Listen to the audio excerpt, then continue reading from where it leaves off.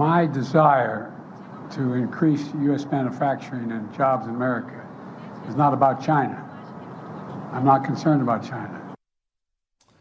Well, that's President Biden this week saying he's not that concerned about China. But that isn't surprising because he only seems to be worried about MAGA Republicans most of the time. But joining us for more to answer if the White House should be more concerned is senior fellow at the American First Policy Institute and Newsmax contributor Fred Fleitz. Good morning, Fred. Well, we just heard from the FBI director last week that he sees an unparalleled increase in cyber threats to the U.S. We have fentanyl, secret Chinese police stations, China swooping into the Middle East to make deals at our expense with the Saudis.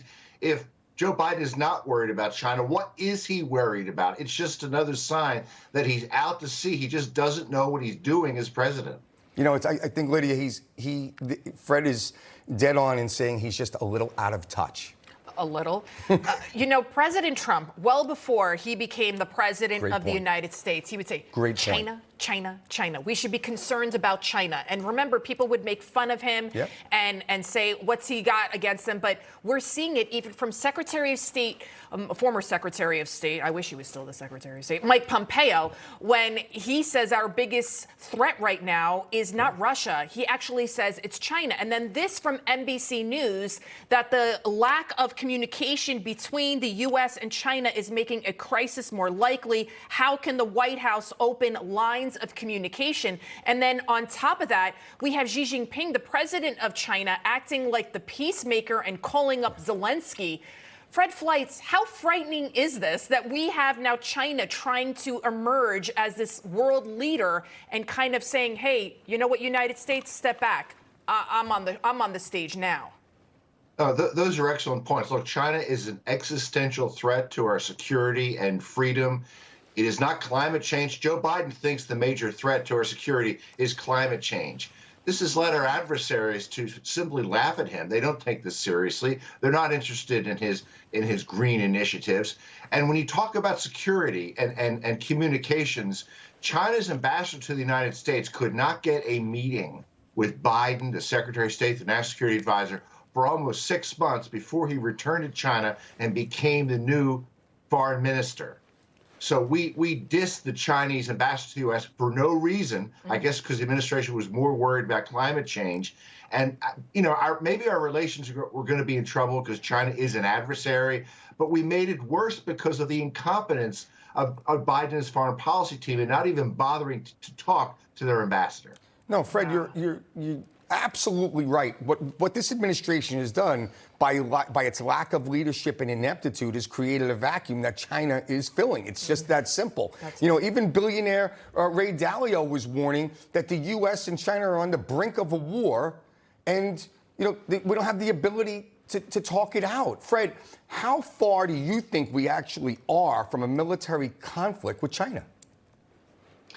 I'm very worried that China is looking at the possibility that the moment to strike Taiwan could be before Joe Biden leaves office, that they may never see a president this week and unaware of his surroundings and of global security threats. When something happens on the global stage, Biden looks like a deer in the headlights. He doesn't have an answer. That's why we almost never see press conferences with him. This is the first press conference we've seen him give where he talked about national security issues. And look what he said. He says he's not worried about China. And you know what? Another thing people don't realize, the Chinese Communist Party, people there aren't allowed to buy land.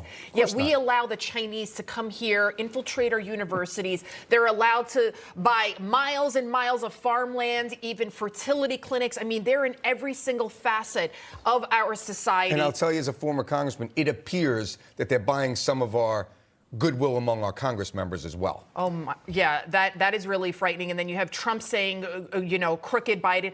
Talk to me about the police stations, because we had police stations right here in New York City. Explain what was going on. And we had our leaders that didn't even know this was happening. They were spying. Can you explain, Fred Fleitz?